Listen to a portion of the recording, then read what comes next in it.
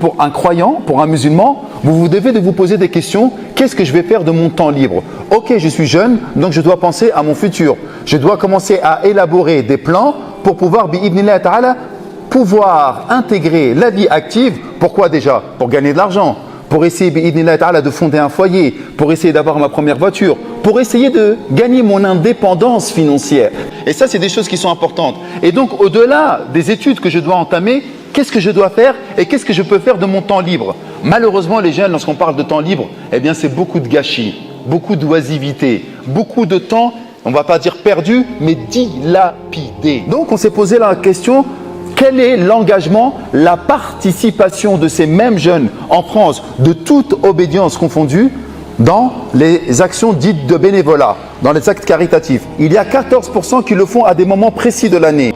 Par exemple, on va dire que pendant Ramadan, je vais aider la mosquée, mais juste pendant Ramadan. Donc il y a 40% des jeunes qui font du bénévolat, et dans ces 40%, il y a simplement 14% qui vont faire en sorte de quoi? À des événements, une fois ou deux dans l'année. Ensuite, il y a 11% qui le font quelques heures chaque mois. Donc il y a des jeunes qui vont être dans le bénévolat. Et là, ce que je vous parle là, il faut que vous vous mettiez en circonstance. Est-ce que je fais partie de cela? Est-ce qu'ils parlent de moi là ou pas? Donc, dans ces 40%, il y en a 11% qui font du bénévolat quelques heures dans le mois. Déjà, c'est pas mal.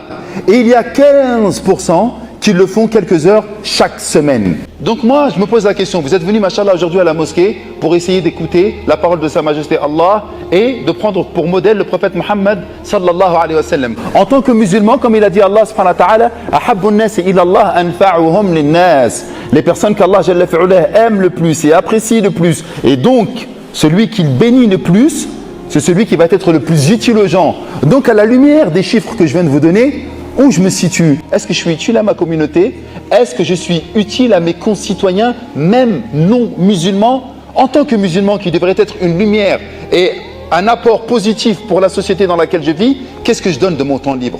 Ensuite, dans les activités que certains donnent, écoutez bien, c'est très important parce qu'on parle de bénévolat. Donc, qui dit bénévolat dans des associations ou dans plein d'autres choses. Eh bien, il y a 15% qui vont être dans le domaine de social et de solidarité. Donc on va voir pas mal de frères qui vont faire des maraudes, qu'Allah les préserve. Surtout maintenant en ce moment en hiver, c'est important de faire des maraudes. 15% ils vont être dans les maraudes, alhamdulillah rabbil alamin. Et là je ne parle pas des musulmans, hein, je parle de la jeunesse de manière générale. Ensuite il va y avoir 17% qui vont être dans la jeunesse et l'éducation. Donc il va y avoir, machallah, des personnes qui sont au top, préparent leur bac S, ils comprennent un petit peu la physique, chimie et les mathématiques, et ils vont aider leurs petits frères ou leurs petites sœurs, ou ils vont aider même les petits du quartier pour essayer de comprendre justement ces mêmes problèmes mathématiques. Il va y avoir également ensuite 14% qui vont s'occuper